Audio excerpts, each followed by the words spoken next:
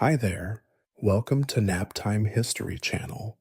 Tonight we dive into the absolutely revolting world of royal hygiene, or should I say, the shocking lack of it.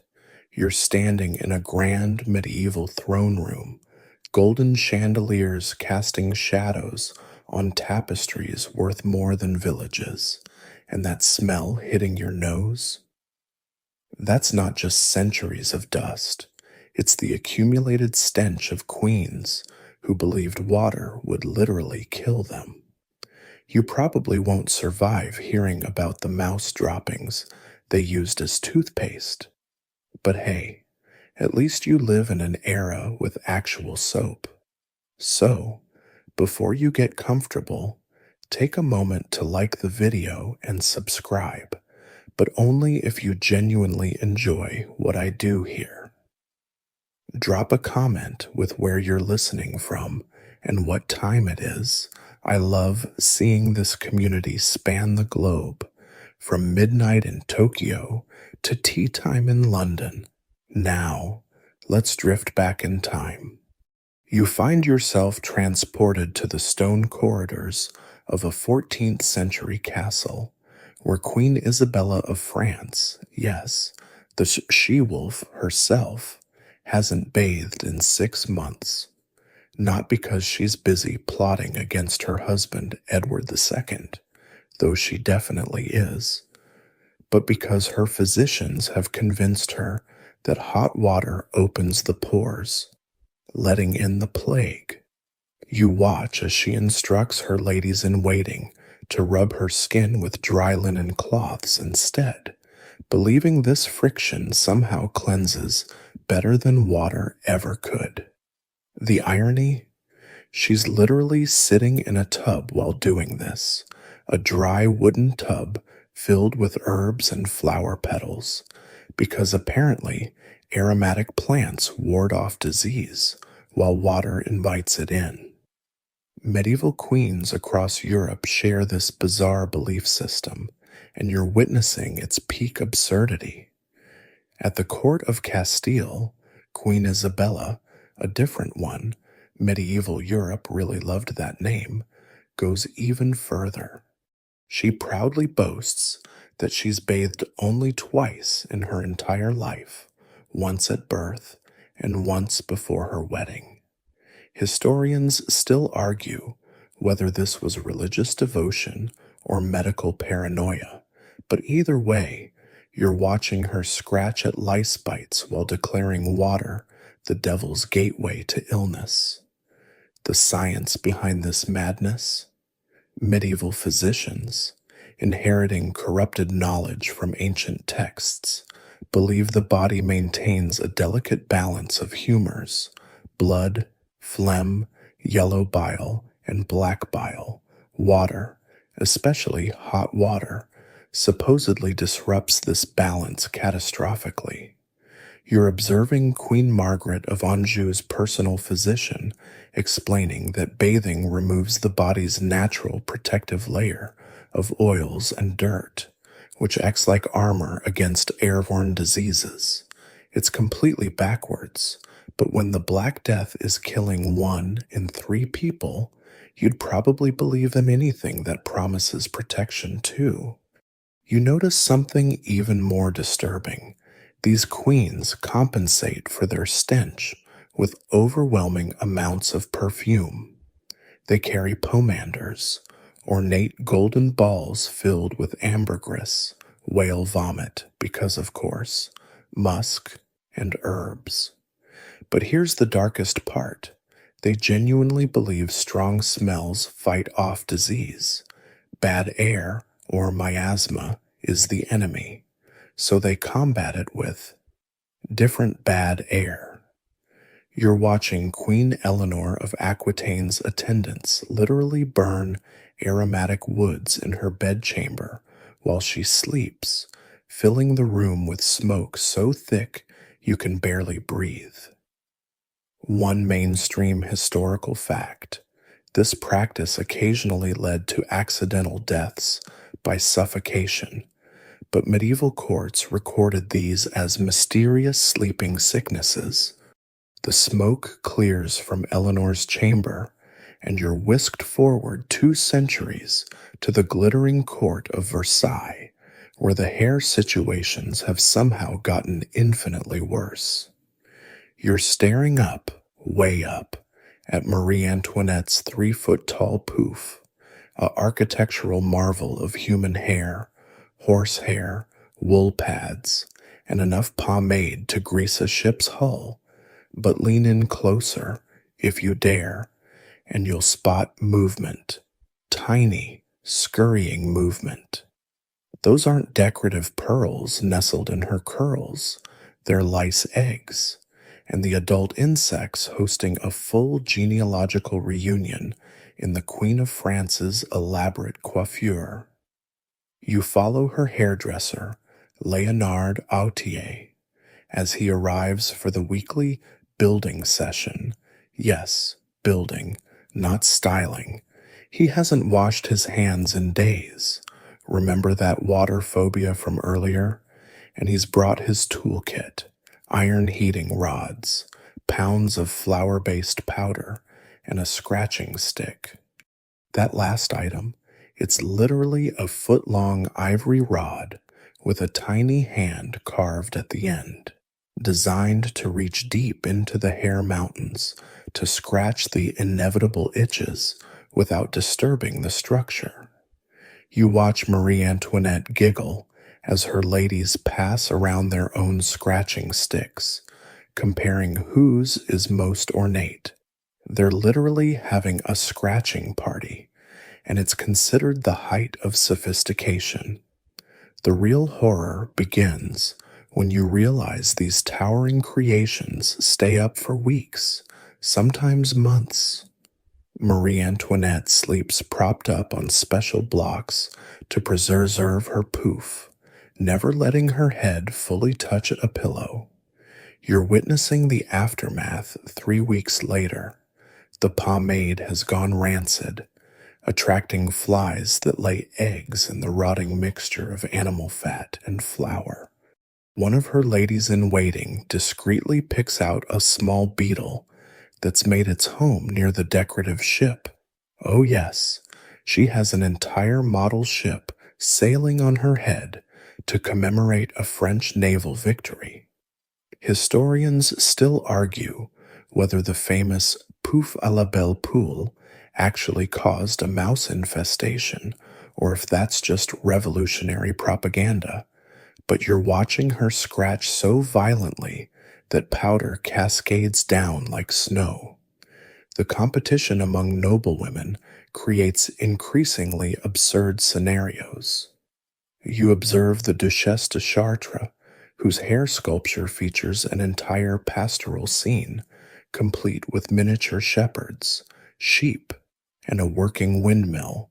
The arms turn. But after 2 weeks, the smell emanating from her head forces courtiers to stand at least 6 feet away, inadvertently inventing social distancing centuries early. The mainstream historical fact. When these poofs finally came down, chunks of scalp often came with them, leaving bald patches that women covered with even more elaborate wigs. Here's the grotesque kicker. Lice become so normalized that aristocratic women carry special golden boxes for collecting them during social gatherings. You're at a card party where the Comtesse de Polignac casually plucks lice from her hairline and drops them into her boîte à poux lice box between hands of whist. It's considered rude not to have lice. It means you're too poor to afford the elaborate hairstyles that attract them. One lady whispers that the Marquise de Maintenon must be losing her fortune because she's been suspiciously itch-free lately. The styling process itself resembles a construction site more than a beauty salon.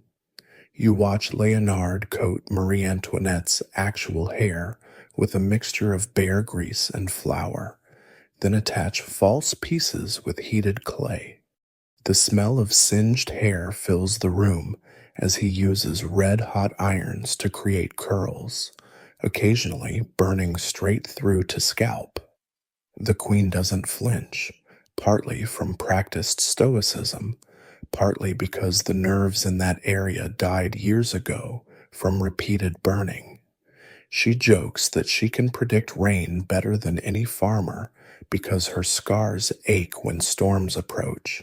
Nobody laughs. Everyone's scars ache. You barely recover from the lice party when you're transported to Tudor England, where Queen Elizabeth I sits at her vanity, methodically painting her face with a mixture that would make a modern toxicologist faint. The main ingredient, Venetian ceruse, a paste of white lead and vinegar that she's layering on thick as cake frosting. You watch her dip her fingers into the pot, spreading the mixture across deep pockmarks from a near fatal smallpox infection decades earlier. Each stroke adds another layer of poison that's slowly eating away her skin, creating more damage that requires more ceruse to cover. It's the world's deadliest makeup addiction, and she applies it twice daily. The recipe would terrify you even without knowing the chemistry.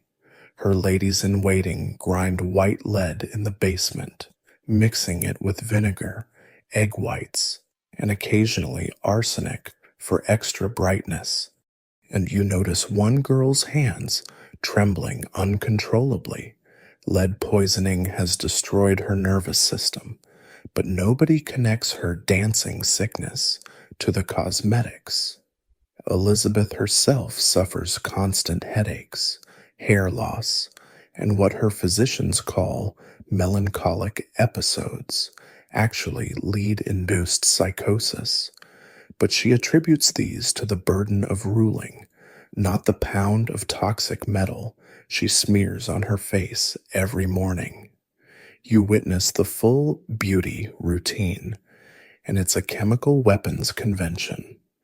After the ceruse base, she applies vermilion, mercury sulfide, to her lips and cheeks, creating that fashionable Tudor rose effect. The mercury causes her gums to recede and teeth to fall out, so she stuffs cloth in her cheeks to maintain facial fullness. Next comes kohl around the eyes, not the relatively harmless modern version, but a mixture of lead sulfide and antimony that causes her eyelashes to fall out in clumps. She draws fake ones with a lead-based pencil. Historians still argue whether her famous baldness resulted from genetics or cosmetics, but watching her remaining hair come out in her comb each morning, you have your answer. The truly disturbing part: everyone knows these cosmetics cause problems. They just blame the wrong things. You listen to Elizabeth's physician diagnose her skin erosion as corruption of the humors and prescribe more mercury to balance things out.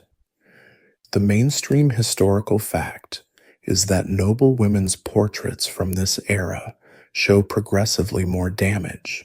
Compare Elizabeth's early paintings to later ones, and you can literally track the lead poisoning's progression through her increasingly mask-like features. One courtier whispers that the queen's face has become so stiff she can barely form expressions, interpreting every frozen half-smile as mysterious wisdom rather than facial paralysis. But Elizabeth isn't even the worst case you encounter. You meet Lady Mary Howard, who adds her own special ingredient to the standard ceruse recipe: ground pearls mixed with the urine of a virgin boy, collected fresh each morning from the castle page boys, who earn extra coins for their contributions. She swears this keeps her looking 25, never mind that she's 32 and looks 60, with gray skin and protruding eyes from thyroid damage. Her teeth have turned blue-black from the lead, which starts a bizarre trend. Women deliberately painting their teeth dark to show they can afford expensive cosmetics. The removal process each night resembles a horror show. You watch Elizabeth's ladies scrub her face with rose water and ground almonds, peeling off layers of lead-caked skin along with the makeup. Sometimes whole patches come off, revealing raw, weeping sores underneath. They treat these with, wait for it, more lead-based ointments. One maid saves the scrapings in a jar, later selling them to middle-class women who can't afford fresh ceruse. Yes, you're watching people buy and apply used toxic face paint, complete with bits of royal skin cells. The queen jokes that she's literally giving pieces of herself to her subjects. Nobody mentions that those pieces are necrotic tissue killed by heavy metal poisoning. The Tudor poison chamber fades, and you materialize in the Hall of Mirrors at Versailles, where the Duchesse de Burgundy has just lifted her massive skirts and is relieving herself into a porcelain pot held by a kneeling servant, all while maintaining eye contact and discussing naval strategy with the Spanish ambassador. You blink, certain you're hallucinating, but no, this is standard practice at the French court, where bodily functions have been transformed into power moves. The ambassador doesn't even pause his sentence about Gibraltar. He simply steps slightly to the left to avoid the splatter zone while continuing to negotiate. You quickly learn that at Versailles, where to pee is a complex political statement.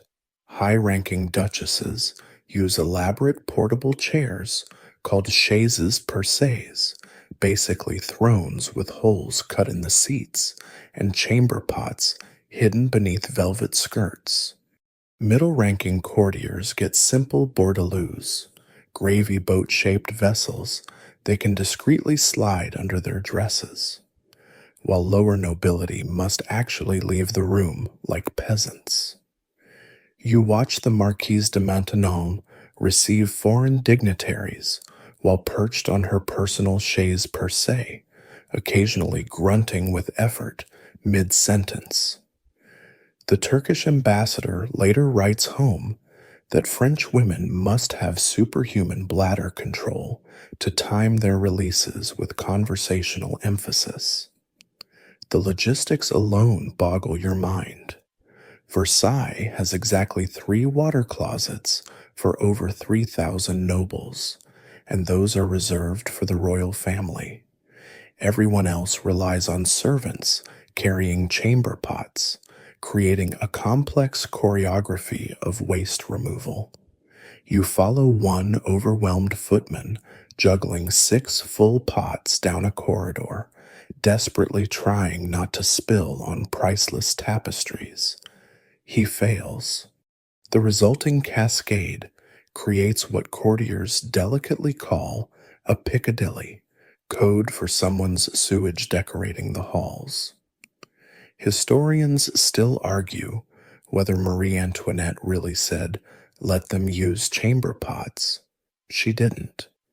But you're watching her step daintily around a suspicious puddle while pretending it doesn't exist. Here's where it gets truly surreal. Using these facilities becomes competitive entertainment. Ladies challenge each other to see who can maintain the most complex hairstyle while squatting. Remember those 3-foot poofs? Or who can continue embroidering without missing a stitch during necessary moments. You witness the Comtesse de Soissons win a bet by playing an entire harpsichord sonata while actively using her chaise percée, never missing a note, even during what observers describe as volcanic eruptions. And the mainstream historical fact: this public defecation was considered so normal that the Palace of Versailles architects didn't include private toilets in most apartments. They literally forgot people might want privacy for bodily functions. The smell, dear God, the smell. You're gagging as you realize those famous Versailles gardens aren't just for strolling, they're the court's primary bathroom. Behind every elegantly trimmed hedge, you find fresh human waste. Noble ladies travel in groups for safety and to hold each other's skirts, creating designated ladies' groves and gentlemen's gardens. One quick thinking entrepreneur actually maps the freshest spots each morning, selling this literal crap map to courtiers for a small fee. You watch aristocrats consult these maps like treasure hunters, seeking untainted bushes for their morning constitutionals. But the pièce de résistance happens during grand balls. You observe the Princesse de Condé, mid-waltz, suddenly gesture to her ladies, without missing a beat. Two of them produce a bourdaloue, hold it beneath her skirts, and she continues dancing while urinating. Her partner, the Duke of Orleans, gallantly pretends not to notice the tinkling sound or the servant scurrying away with a suspiciously sloshing vessel. Later, when a younger courtier expresses shock, a dowager duchess scoffs, "Child, I once saw the Queen Mother void her bowels during her own coronation. The show must go on." That's not metaphorical. You realize with growing horror that she means it literally. The French court has weaponized their bladders, turning every bodily function into a display of aristocratic indifference to mere mortal concerns like privacy or hygiene. You stagger away from the public toilet spectacle only to find yourself in Elizabethan England again. But this time at a sugar banquet, the Tudor equivalent of a candy store explosion. Queen Elizabeth I grins at you, and your stomach turns. Her teeth are completely black, rotted down to stumps that peek through her lips like broken fence posts. But here's the insane part: she's proud of them. Black teeth mean you're rich enough to afford sugar, that exotic import worth more than gold. You watch her bite into a sugar paste sculpture of a swan, wincing as she carefully chews with her few remaining molars, then laughs at a joke, revealing gums so infected they're practically glowing red. The sugar worship has reached cult-like proportions. Noble women carry kissing comfits, sugar-coated seeds they suck on constantly to perfume their breath and display their wealth. You follow Lady Jane Grey, a different one, not the 9 Days Queen, as she goes through her morning routine. Sugar water rinse, candied orange peel for breakfast, marchpane sculptures for lunch, and something called sugar plate for dinner, literally just molded sugar eaten like bread. Her teeth have dissolved so completely that she has a special jeweler who makes decorative gold caps to cover the black stumps for important occasions. She pops them in and out like dentures, storing them in a velvet box between uses. You witness the bizarre medical treatments for the resulting dental disasters. The court physician prescribes tooth powder made from, brace yourself, burned human skulls mixed with honey. Yes, you're watching aristocrats brush their rotting teeth with sweetened corpse dust. One mainstream historical fact: grave robbers made serious money selling skulls to apothecaries, who ground them up for various medicines. The fresher the corpse, the higher the price. You overhear two ladies comparing their skull suppliers like wine vintages. Oh, mine uses only hanged criminals, much more potent than plague victims. The compensation techniques grow increasingly creative. Without teeth, noble women can't eat solid food, so they pioneer the smoothie centuries early, except their version involves servants pre-chewing meat and vegetables into paste. You gag watching the Countess of Warwick's lady-in-waiting masticate a piece of venison for 5 minutes before depositing the gray mush onto her mistress's plate. The Countess delicately spoons it into her toothless mouth while discussing poetry. Historians still argue whether this practice spread disease. It absolutely did. But the nobles believe sharing saliva creates mystical bonds between server and served. Here's where fashion gets nightmarish. Women start deliberately blackening their remaining teeth to keep up with the trend.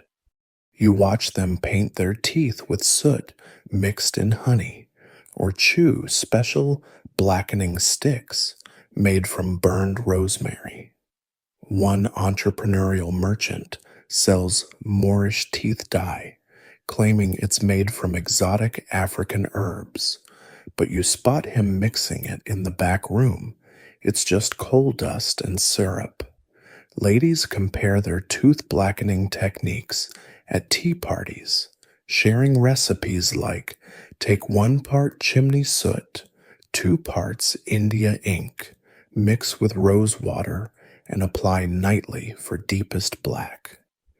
The breath situation has become a crisis of diplomatic proportions. You're at a court dance where partners must stand arm's length apart because nobody can tolerate each other's decomposing mouth smell. The French ambassador writes home that English nobles' breath could fell an ox at 20 paces. They combat this with increasingly aggressive tactics, chewing cloves until their mouths bleed, gargling with wine mixed with gunpowder, yes, really, and wearing necklaces of aromatic herbs positioned strategically near their noses.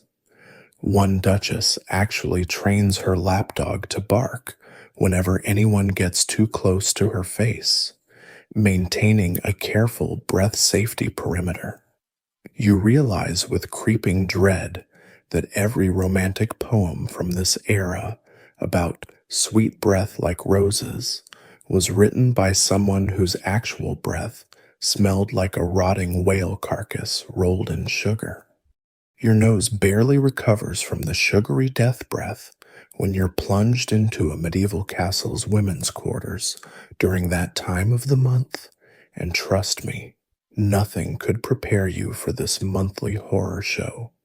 You watch Lady Margaret de Clare, a 13th century noblewoman, as her ladies-in-waiting literally tie her to a chair because she's menstruating. The prevailing medical wisdom. During their periods, women emit poisonous vapors that can kill infants, sour milk, rust iron, and make crops fail.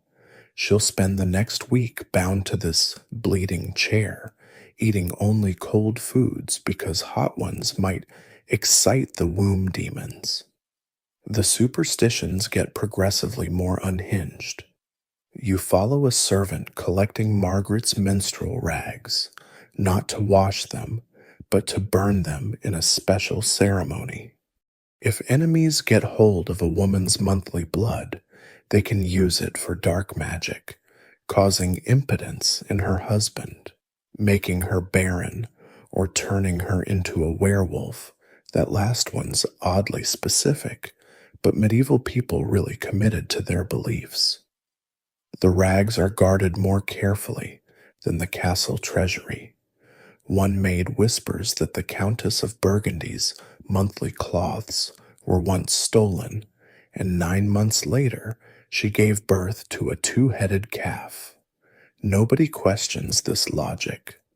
Medieval physicians have fascinating theories about menstruation that would make modern doctors weep. You sit in on a consultation where the court physician explains that women bleed because they're naturally more sinful than men. It's literally sin leaking out. He prescribes treatments that sound like torture, sitting over boiling herbs to draw the corruption downward, drinking ground up deer antler mixed with holy water, and wearing amulets made from, I kid you not, dried toad hearts. The mainstream historical fact? Some medieval medical texts claimed menstruating women could kill trees by walking past them, leading to actual laws preventing them from entering orchards during their periods. You witness the monthly purification rituals that make water phobia look rational. Lady Margaret must burn all her bedding after each cycle, not wash it, burn it, because menstrual blood supposedly contains demons that soap can't remove. She owns hundreds of linen sheets just for this purpose, going through a small forest's worth of flax each year. Her husband sleeps in a different wing of the castle during her period, communicating only through written messages carried by servants who've been blessed by priests to resist the toxic fumes. Historians still argue whether medieval women secretly enjoyed this enforced vacation from their husbands, but watching Margaret roll her eyes as she dictates, "Yes, my lord, the demons remain strong," suggests they weren't entirely upset about it. The remedies for menstrual cramps sound like a witch's shopping list. You watch the castle-wise woman prepare a special tea, powdered unicorn horn, actually narwhal tusk, virgin's tears collected from young nuns, and mouse droppings aged under a full moon. Margaret drinks this vile concoction while her ladies chant prayers to Saint Margaret of Antioch, patron saint of difficult monthly bleedings. When that doesn't work, they try womb fumigation, basically sitting spread eagle over a pot of burning feathers and sulfur. The smell makes everyone gag, but they interpret Margaret's coughing fits as demons escaping. But here's the truly bizarre part. Menstrual blood becomes the black market commodity. Despite, or because of, its supposed evil properties, people pay premium prices for it. You spot a servant girl secretly selling vials of noble ladies' monthly blood to townspeople who use it for everything from love potions to crop fertilizer.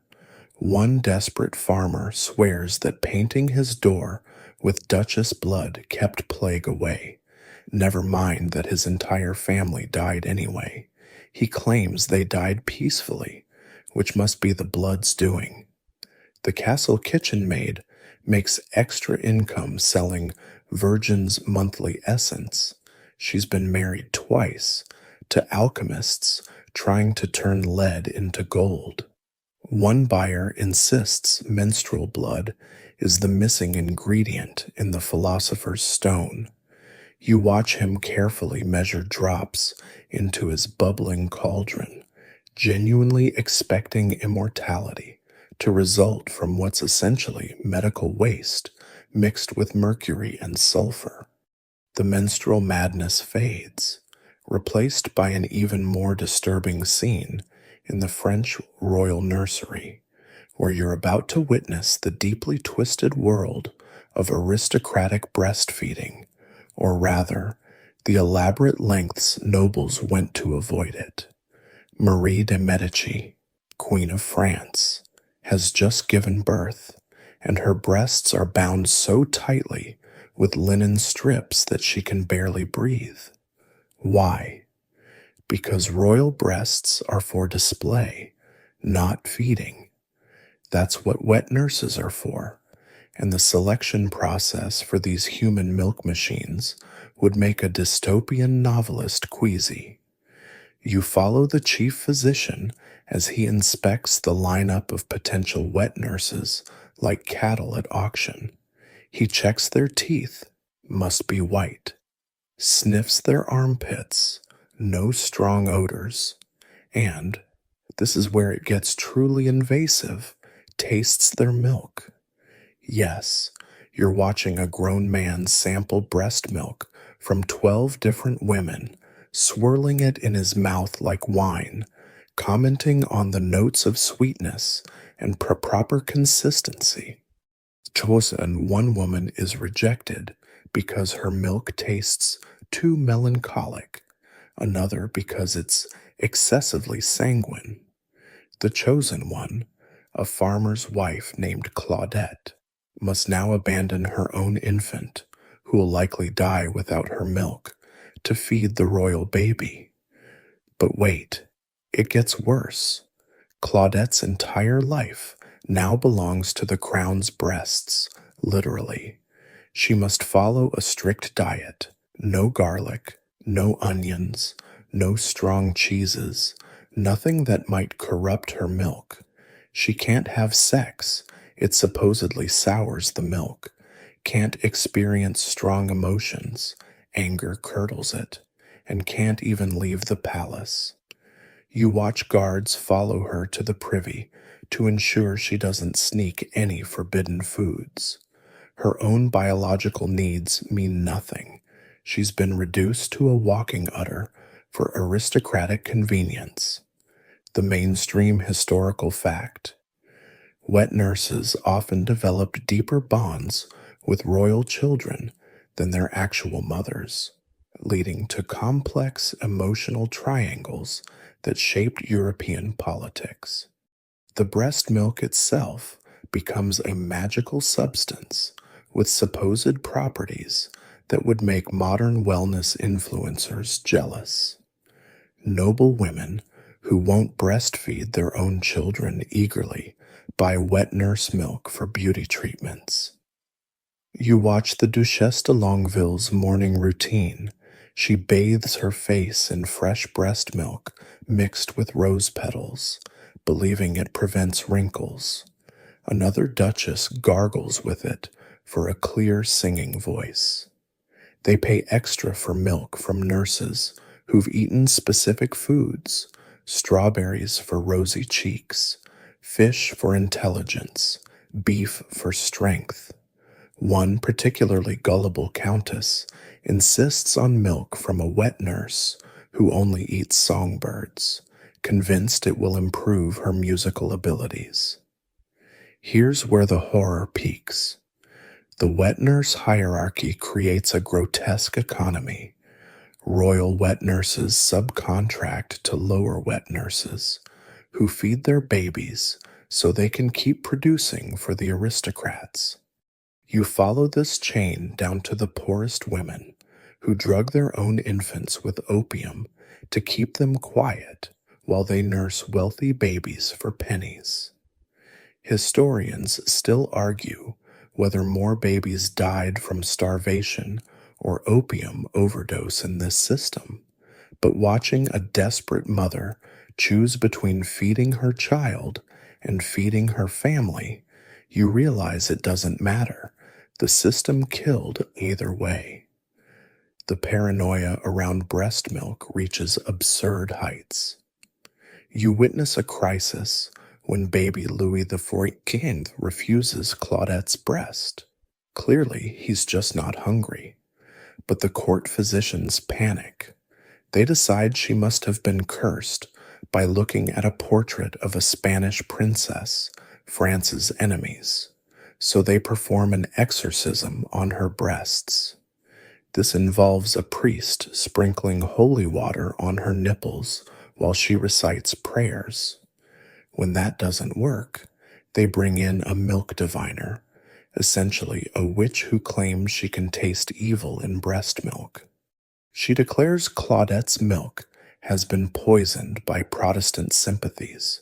Claudette can't read and has no idea what Protestantism is, and the poor woman is dismissed in disgrace. Her replacement must undergo daily breast blessings and swear loyalty oaths to the crown, to the church, and somehow to her own mammary glands. You leave as the new wet nurse is forced to name her breasts after Catholic saints, because apparently that's what it takes to ensure holy milk for royal consumption. The French breast milk market dissolves, and you materialize in ancient Rome, where Empress Livia Drusilla is beginning her morning beauty routine. She swishes a mouthful of liquid, gargles thoroughly, and spits into a golden bowl. That wasn't water or wine, it was human urine, specifically collected from Portuguese prisoners of war, because, according to her Greek physician, Lusitanian urine possesses superior whitening properties. You watch her smile at her reflection, admiring teeth that are, admittedly, remarkably white for the era. Of course, the ammonia is also slowly dissolving her tooth enamel, but Roman dentistry hasn't figured that out yet. You quickly learn that urine is the WD-40 of the Roman world. It fixes everything, cleans everything, and everyone's collecting it. Outside the palace, you find public vessels on street corners where citizens relieve themselves, contributing to the imperial urine supply. Fullers, laundry workers, pay good money for the contents, using it to clean and whiten togas. But the aristocratic ladies have taken this to grotesque extremes. They don't just rinse with any urine. Oh no, there's a whole classification system. Virgin boy urine for acne, gladiator urine for courage, pregnant woman urine for fertility. One senator's wife insists on urine from men who've eaten only asparagus for a week, claiming it has superior purifying essence. The collection process would violate every health code in existence. You follow Livia's special urine sommelier. Yes, that's a real job, as he makes his rounds. He has a team of young boys from wealthy families who follow specific diets to produce premium pee. These kids eat only white foods, bread, milk, turnips, to create pure urine, and they're examined monthly by physicians to ensure they remain virgins. The mainstream historical fact? Roman urine dealers, yes, that was a legitimate profession, were so wealthy they had their own guild and paid special taxes. Emperor Vespasian famously defended the urine tax, saying, "Money doesn't smell." Ironic, considering its source. You witness the full morning mouth care routine, and it's a symphony of disgusting. After the urine rinse, Livia chews on a paste made from ground bones and oyster shells mixed with honey. Her breath attendant, another real job, stands ready with a silver scraper to remove the gray sludge from her tongue. Next comes the breath freshener, mice brains mixed with rose petals. She actually comments that today's batch tastes particularly intelligent, suggesting she can somehow detect the mice's intellectual capacity. Historians still argue whether Romans really believed consuming brains increased intelligence or just liked the texture, but watching Livia thoughtfully chew rodent gray matter while discussing Plato suggests they were serious. The competitive urine culture among Roman noblewomen reaches absurd heights. At a banquet, you watch them compare their urine sources like wine vintages. Oh, you're still using Gallic urine? How provincial. I've switched to Ethiopian, so much more exotic. One woman claims she's secured urine from a Vestal virgin, which causes a minor scandal since Vestals aren't supposed to be providing bodily fluids to anyone. Another boasts about her secret supplier, elderly eunuchs who fasted for 3 days. The dinner conversation literally revolves around whose mouth has been rinsed with the most exclusive pee. But here's the truly insane part. They've created an entire medical theory around urine's properties. Livia's physician explains that urine contains vital essences that escape the body by putting it back in through the mouth. You recapture lost vitality. Different types carry different properties. Warrior urine for bravery, poet urine for eloquence, philosopher urine for wisdom. You watch one desperate woman gargle with urine from a famous orator before an important speech, genuinely believing it will improve her rhetoric. Another pays astronomical sums for what she's told is emperor's urine, though you clearly see the servant filling the bottle from his own bladder. The placebo effect is strong. She swears her skin has never looked more imperial. As you leave, Livia is negotiating to buy urine from conquered Germanic chieftains, because apparently barbarian pee has untamed purifying power that civilized Roman urine lacks. The urine gargling fades from view, though not from memory, as you're transported to the bedchamber of Marie de Medici in 1601, where you're about to witness something that makes public defecation look private. A royal birth performed before an audience of over 200 spectators. The Queen of France lies spread eagle on a special birthing chair, completely naked from the waist down, while courtiers jostle for better views like they're at a theater performance. The Spanish ambassador actually brings opera glasses. A German duke sketches the scene for posterity. Nobody finds this remotely strange. Royal vaginas are state property, and everyone has a right to verify that the baby emerges from the correct royal orifice. You squeeze through the crowd. The smell of 200 unwashed bodies in a closed room during French summer is indescribable, to witness the brutal hierarchy of birth watching. Front row seats go to highest-ranking nobles, who literally breathe on the queen's exposed genitals while discussing politics. Second tier stands behind, craning necks and occasionally shouting helpful advice like, "Push harder, Your Majesty," or "I can see the head, it looks legitimate." The back rows contain minor nobles who've paid bribes to attend, treating this like purchasing concert tickets. One countess actually sells her viewing spot to a wealthy merchant for enough gold to buy a small estate.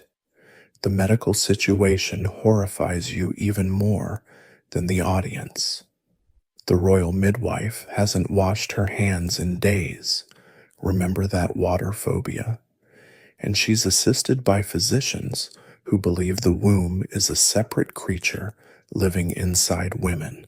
They've prepared for complications by bringing a dead man's hand to ease pain, powdered mummy, literally ground up Egyptian mummies, and a knife blessed by 3 bishops for emergency cesareans performed without anesthesia.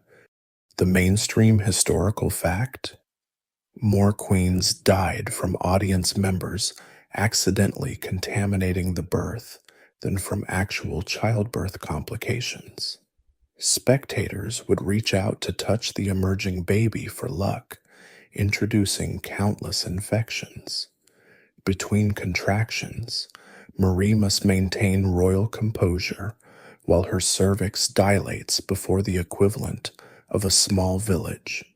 She discusses tax reform with the finance minister while crowning. She approves a naval commission while her water breaks, splashing the front row. Considered extremely good luck, several courtiers bottle the fluid to sell later. You watch her dictate a letter to the Pope between pushes, pausing mid-sentence to scream, then continuing with, as I was saying about the ecclesiastical territories. Historians still argue whether this displayed superhuman royal control or just dissociation from trauma, but watching her eyes glaze over as she mechanically signs documents while in transition suggests the latter. The actual delivery becomes a grotesque spectacle. The moment the baby's head appears, courtiers place bets on gender, hair color, and whether it'll survive the hour. The royal recorder stands ready to document the exact time of birth, the baby's first cry, and any distinguishing marks that prove it's not a changeling. You notice several courtiers discreetly passing around viewing mirrors, not to help the queen see, but to get better angles of her vagina. One duchess actually brings a telescope. When the baby finally emerges, a healthy boy, the crowd erupts in applause like it's a magic show. The umbilical cord cutting becomes a ceremony involving 3 priests, the Lord Chancellor, and somehow a military general who insists martial prowess passes through the cord. But wait, the show's not over. The delivery of the placenta becomes Act 2 of this biological theater. The court physician examines it like sheep entrails, reading fortunes in its shape. A particularly large blood vessel means the child will be a great warrior. A tear in the membrane suggests future betrayal. They pass the placenta around, yes, really, for inspection, with courtiers nodding sagely as if they understand placental divination. One ambitious baron actually takes a bite, claiming it'll bring him closer to royal power. Marie, still splayed open and bleeding, must pretend this is all perfectly normal, while her ladies-in-waiting try to preserve some dignity by fanning her with peacock feathers. The smell of birth fluids mixed with 200 sweating bodies creates a miasma so thick you could cut it with a knife, which, coincidentally, is what they're doing to the umbilical cord, sectioning it into tiny pieces to sell as fertility charms. The birthing theater mercifully fades, transporting you to ancient Egypt, where Queen Cleopatra VII reclines on her golden divan, about to demonstrate a contraceptive method that would make modern gynecologists weep. Her physician approaches with a small jade box, and you lean in expecting some exotic herb, but no, it's dried crocodile dung, carefully aged and mixed with honey and sodium carbonate to create a paste. You watch in horrified fascination as she matter-of-factly inserts this reptilian feces concoction into her vagina, chatting casually with her handmaidens about tomorrow's feast menu while packing her birth canal with predator poop. The science behind this madness? Egyptian physicians believe crocodile dung possesses magical properties because crocodiles are sacred to Sobek, god of fertility. So obviously their waste must control fertility too. Plus, the alkaline properties supposedly create a hostile environment for sperm, though you suspect in any man getting close enough to smell his partner's crocodile dung stuffed vagina might lose interest naturally. You follow the royal dung collector, another job title for the ages, as he wades through Nile marshes, following crocodiles with a golden shovel, waiting for them to defecate. He grades the droppings by consistency, color, and diet. Apparently, dung from fish eating crocodiles works better than from those who've eaten birds. There's a whole classification system that would rival wine tasting. You witness the disturbing marketplace that's emerged around exotic animal dung.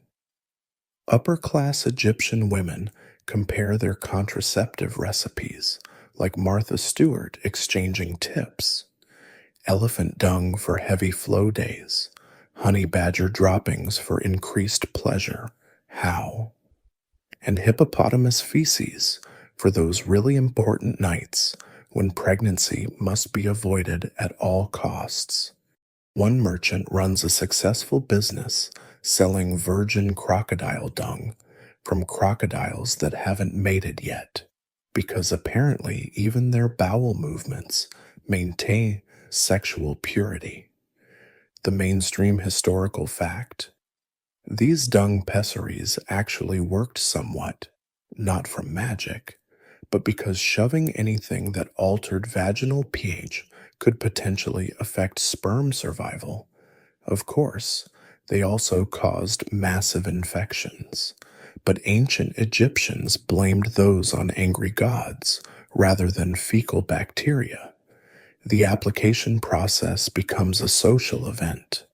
Noble women gather for pessary parties, where they drink wine and insert various dungs together, comparing techniques and positions. You watch them debate whether circular or lengthwise insertion works better, whether fresh or aged dung has superior blocking power, and if mixing dungs from different animals creates a more effective barrier. One woman swears by a blend she calls Nile Thunder, equal parts crocodile, ibis, and cat dung, mixed with honey and myrrh. She's had 12 lovers and no pregnancies, which she attributes to the recipe rather than possible infertility or sheer luck. But here's where it gets truly bizarre. The dung becomes incorporated into religious ceremonies.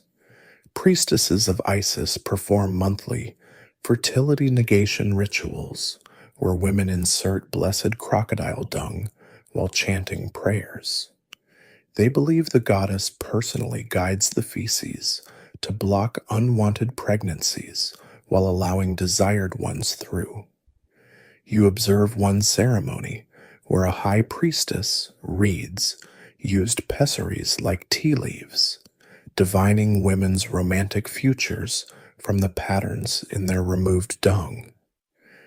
I see a tall, dark stranger in your crocodile waist, she intones seriously, while the woman nods as if this makes perfect sense.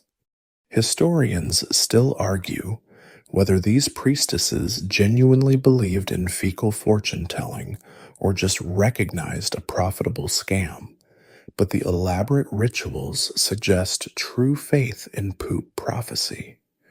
The competition for premium dung reaches absurd heights.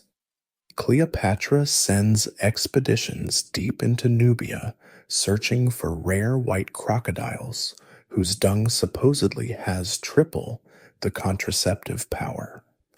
Noble women hire spies to discover each other's dung sources and recipes. You witness a black market deal where a merchant sells phoenix dung for the price of a small house. It's clearly just painted chicken droppings, but the buyer believes phoenix feces grant not just contraception, but eternal youth. One desperate aristocrat actually trains her pet crocodiles on special diets to produce customized contraceptive dung, feeding them only blue lotus flowers and gold flakes. She markets this as royal flush, and women line up to stuff their vaginas with glittery reptile shit, convinced that anything that expensive must be effective. The fact that half of them still get pregnant just proves the gods were especially determined to create those particular babies. You escape the crocodile dung market only to materialize in Catherine de' Medici's private chambers at Fontainebleau, where the Queen Mother of France is about to undergo her weekly mercury steam bath, a beauty treatment that's literally poisoning her while promising eternal youth. The setup looks like a torture device, a wooden cabinet with only her head sticking out, while underneath, a brazier heats liquid mercury until toxic vapors rise, enveloping her body. She breathes deeply, believing these metallic fumes will tighten her skin and prevent aging. You watch her skin take on a subtle, grayish sheen, not the youthful glow she expects, but the early stages of mercury poisoning. The beauty guru responsible for this madness is her Italian physician, who swears mercury is liquid moonlight captured in earthly form. He explains that since the moon controls women's cycles and tides, mercury steam must naturally regulate female beauty. The logic is insane, but Catherine pays him a fortune for these treatments. You notice her hands trembling, a classic sign of mercury poisoning, but the physician diagnoses it as excessive lunar influence and prescribes more steam baths to balance things out. Her ladies-in-waiting whisper about her increasingly erratic behavior, not realizing they're watching real-time brain damage from heavy metal poisoning. You follow the mercury preparation process, and it's like watching someone cook meth in medieval times. The physician's assistants heat cinnabar, mercury sulfide, in special ceramic vessels, collecting the condensed mercury with uttermost care, not for safety, but to preserve its magical properties. They add ingredients that would make a witch jealous: powdered pearls, ground unicorn horn, narwhal again, and the dried wombs of rabbits who died during childbirth. The mainstream historical fact: noble women who regularly took mercury steam baths developed what historians now recognize as classic signs of mercury poisoning: tooth loss, kidney failure, and insanity. But contemporary doctors called it virgin's disease and prescribed more mercury to cure it. The steam bath culture spreads through the French court like a toxic plague. Noble women compete over who can endure the longest sessions, not realizing they're literally competing for brain damage. You watch the Duchesse de Guise boast about her 4-hour mercury bath while her nose bleeds spontaneously, another poisoning symptom the court physician Behoulset attributes to excessive purification. Women emerge from these cabinets sweating liquid mercury, which servants collect in silver bowls to reuse. Yes, they're recycling poisonous sweat and considering it economical. One entrepreneurial courtier starts selling Catherine's sacred perspiration as a beauty tonic. Ladies actually drink mercury-laced sweat, believing proximity to royal toxins will grant them royal beauty.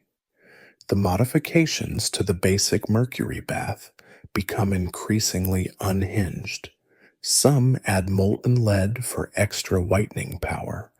Others request arsenic vapors mixed in because what kills can also beautify. You witness one duchess demand her mercury be mixed with the menstrual blood of virgins, remember that whole industry? Because she believes it will restore her own virginity. The combination of mercury vapors and rotting blood creates a smell so horrific that servants faint, but she emerges convinced she's reversed aging by 20 years. In reality, the mercury has damaged her nervous system so badly she can't feel her own face, which she interprets as baby soft skin. Historians still argue whether Catherine's famous political ruthlessness stemmed from natural personality or mercury induced psychosis. But watching her plan assassinations immediately after steam sessions suggests a connection. She hallucinates full conversations with her dead children, classic mercury poisoning, but the court interprets these as mystical visions. Her beauty regime has literally driven her mad. Yet women across Europe copy it religiously. You leave as her physician prepares an extra special treatment, mercury mixed with melted gold, because if one toxic metal is good, two must be better. Catherine settles into her torture cabinet, breathing deeply of fumes that will eventually kill her, utterly convinced she's discovered the fountain of youth. The fact that she looks like a gray-skinned, trembling ghost doesn't penetrate the delusion when you're inhaling mercury vapor for beauty. Reality becomes negotiable. The mercury fog clears, and you find yourself in the private chambers of England's King Henry VIII, where you're about to discover the most prestigious and revolting job in royal history, the groom of the stool, literally the person who wipes the king's bottom. But this isn't just any servant. The current holder, Sir Henry Norris, is one of the most powerful men in England, precisely because he has intimate access to the royal rectum. You watch him carefully inspect the king's morning stool, yes, the actual feces, before delicately cleaning the royal posterior with swan feathers and silk cloth, all while discussing military strategy. Only in Tudor England could wiping someone's ass be a pathway to political power. The protocol surrounding royal defecation makes Japanese tea ceremonies look casual. The groom maintains a detailed journal of the king's bowel movements, consistency, color, frequency, and odor all meticulously recorded. These aren't just medical records, they're state documents. Foreign ambassadors actually bribe servants for copies, believing they can divine England's political future from royal excrement. You observe Norris note, firm, well-formed, hint of venison, like a wine sommelier, then lock this vital intelligence in a special chest.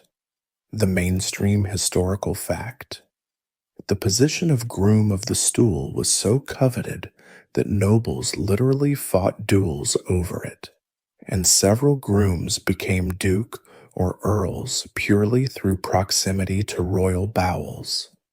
For queens, the situation gets even more bizarre. You're transported to Queen Isabella of Castile's court, where her lady of the bedchamber performs similar duties but with added complications. The queen must never be fully naked, even while defecating. So elaborate systems of pulleys and curtains maintain her modesty while allowing access for cleaning. You watch four ladies coordinate like a Formula One pit crew. One holds the front curtain, one manages the rear access, one stands ready with cleansing materials, and one holds a perfume sensor to mask the smell. They've rehearsed this choreography daily, and a single mistimed movement could mean social ruin. The cleaning materials themselves reflect insane luxury.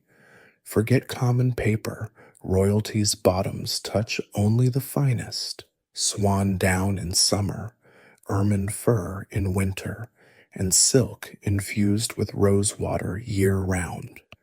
You follow the royal keeper of the close stools, another real title, as she manages an inventory worth more than most estates. Imported Turkish silk for gentle days, specially woven French linen for rougher times, and, this is grotesque, tongues from young deer, prized for their soft texture and supposedly healing properties.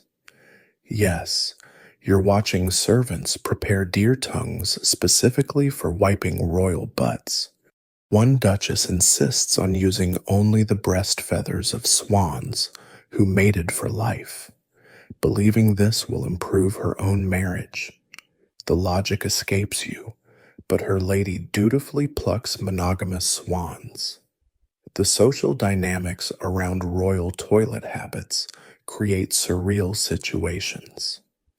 During one state banquet, you watch Queen Mary excuse herself for a bathroom break, and it triggers a mass exodus, not because others need to go, but because leaving after the Queen is political suicide. Courtiers time their own bodily functions to match royal schedules, leading to desperate situations. One baron, caught between needing to defecate and waiting for the Queen, actually soils himself at the dinner table rather than breach protocol.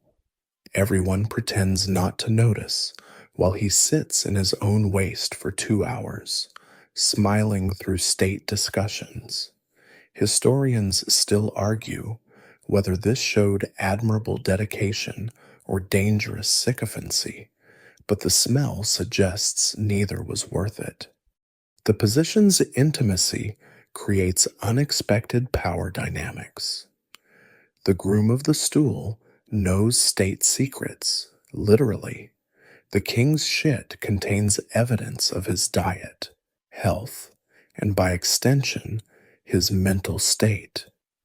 You watch Norris subtly influence policy by reporting concerning firmness or promising consistency at strategic moments.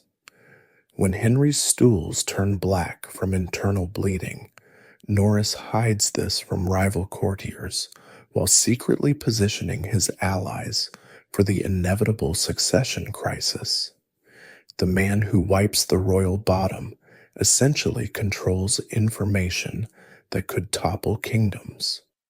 One Spanish spy actually seduces a chambermaid just to access the royal stool records, considering this intelligence coup worth any sacrifice. The fact that international espionage revolves around fecal analysis shows just how far royal toilet obsession has gone.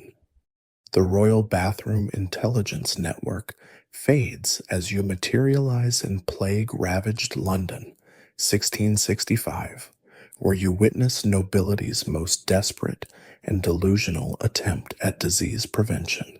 The belief that powerful perfumes can literally fight off the Black Death. Lady Margaret Holloway stands before you, and the assault on your senses is immediate.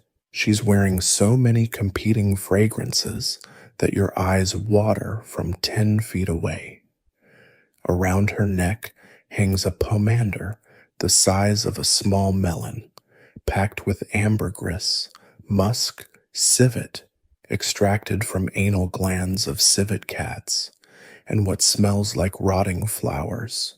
She breathes through this portable stench bomb, convinced it creates an invisible shield against plague vapors.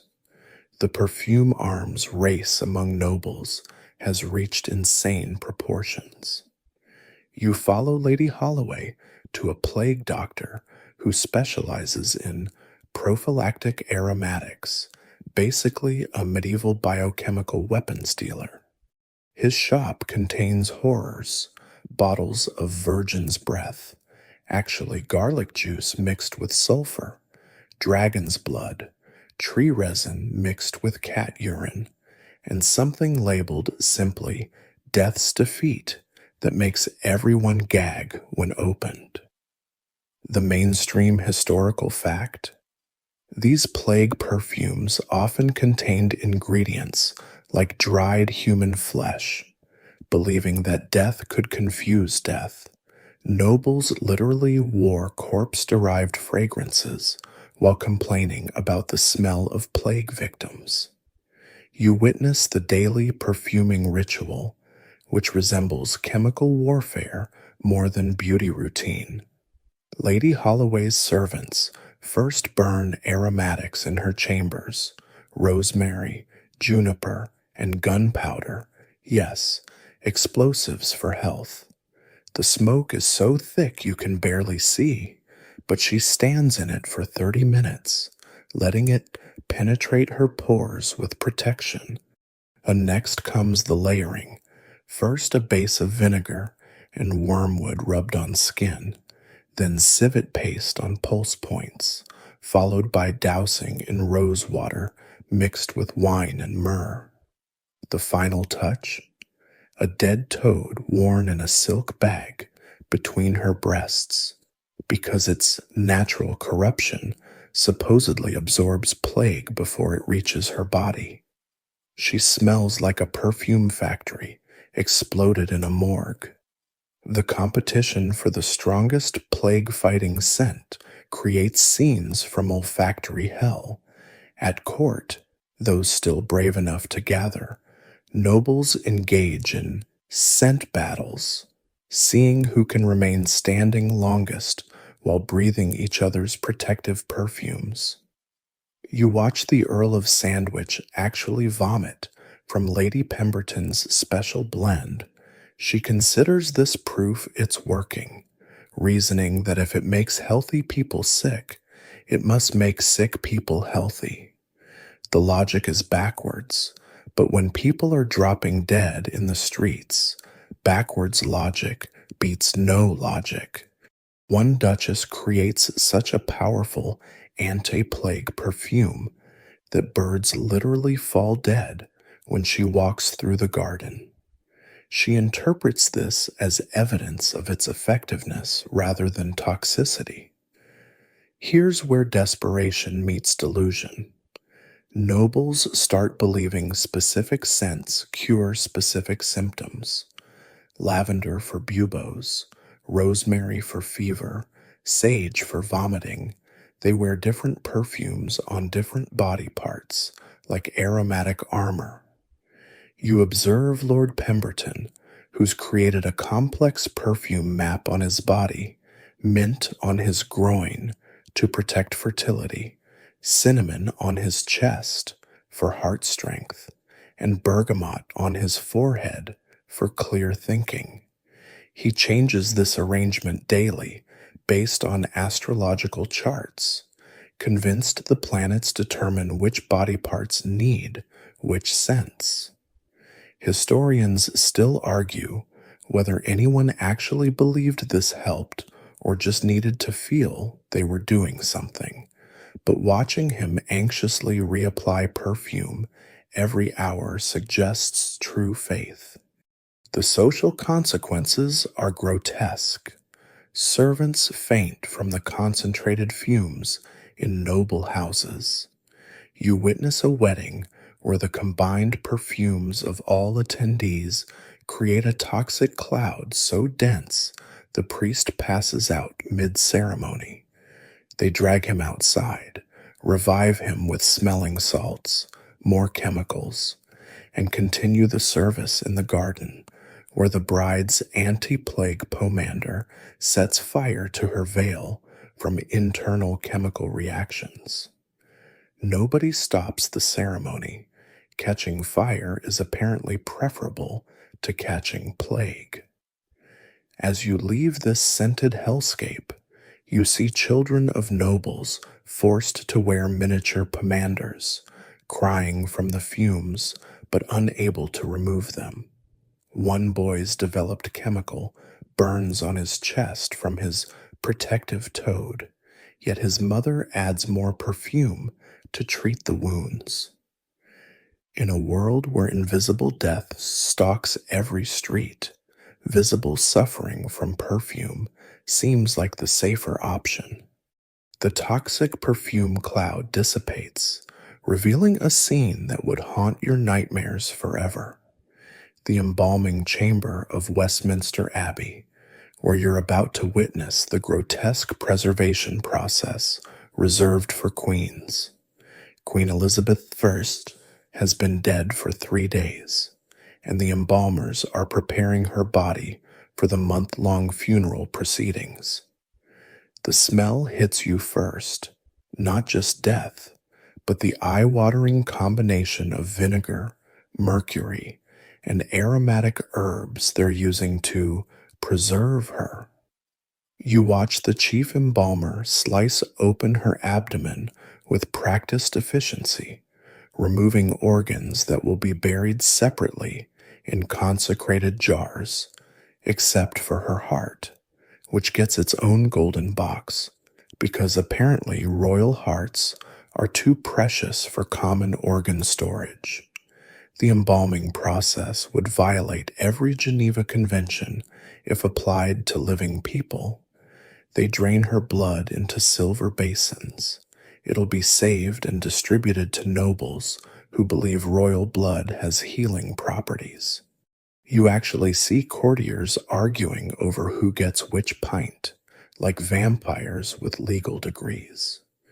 The body cavity is then packed with a horrifying mixture: sawdust, salt, crushed myrrh, and, because nothing says eternal preservation like toxic metals, pounds of mercury and lead powder.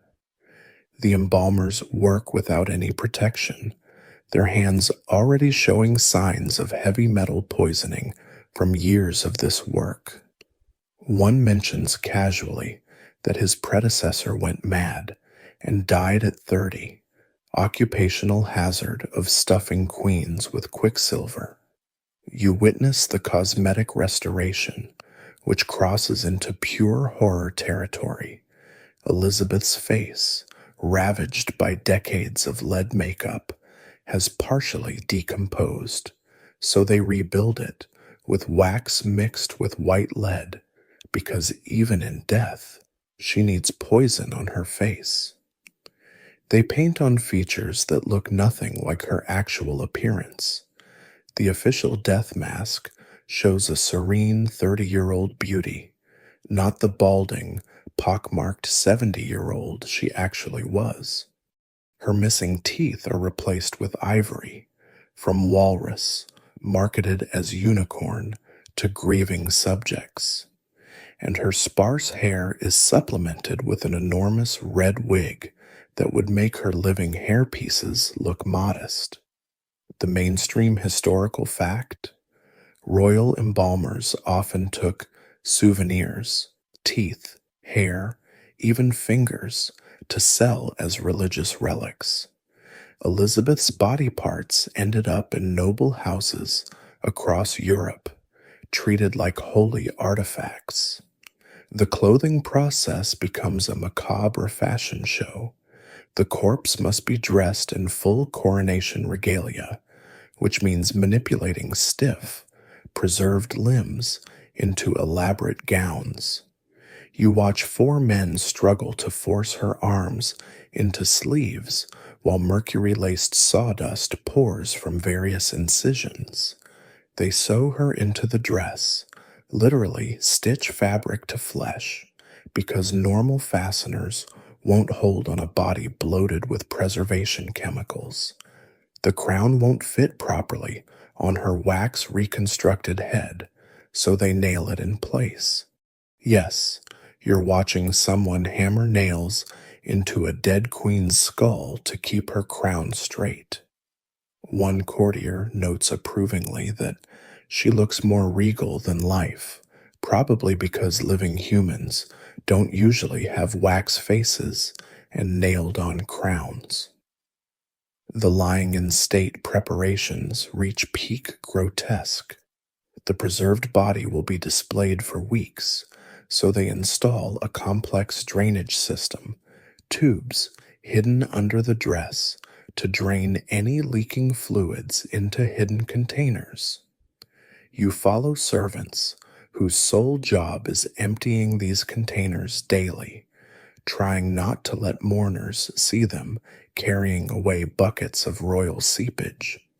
The body is positioned on a slight incline to aid drainage, but they miscalculate during one viewing. The Countess of Shrewsbury faints when mysterious liquid drips onto her hand while she's paying respects. They tell her it's holy oil blessing her, not decomposition fluid. She treasures her stained glove forever. But here's the ultimate horror. The body on display isn't even Elizabeth for the entire viewing. After 2 weeks, decomposition overtakes preservation, so they secretly swap it for a life-sized wax effigy, hoping nobody notices. You watch the midnight switcheroo. Guards distract mourners, while embalmers frantically replace the rotting corpse with its wax double.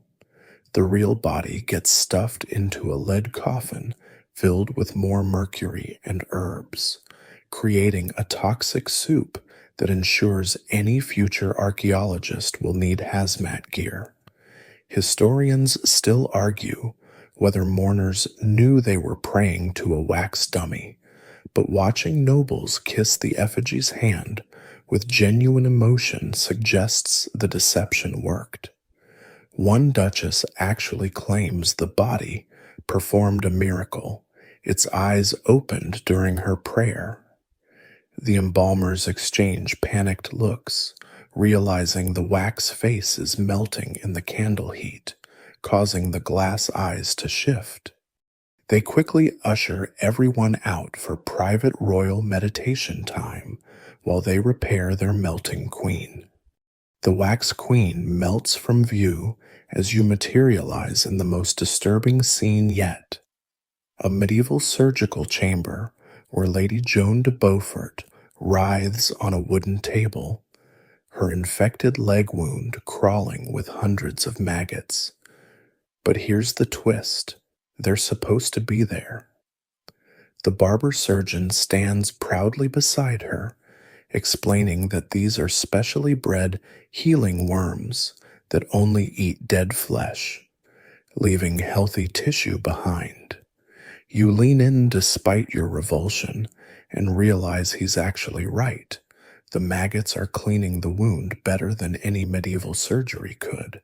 It's simultaneously the most disgusting and effective treatment you've witnessed, a accidental medical breakthrough wrapped in nightmare fuel. The maggot cultivation process would shut down any modern medical facility. You follow the surgeon to his worm nursery, a dank cellar filled with rotting meat where he breeds specific flies. He's genuinely sophisticated about it, selecting only green bottle flies because their larvae are more discerning eaters. He feeds them specific diets, some on fresh beef for vigorous wound cleaning, others on aged mutton for gentle debridement. The mainstream historical fact?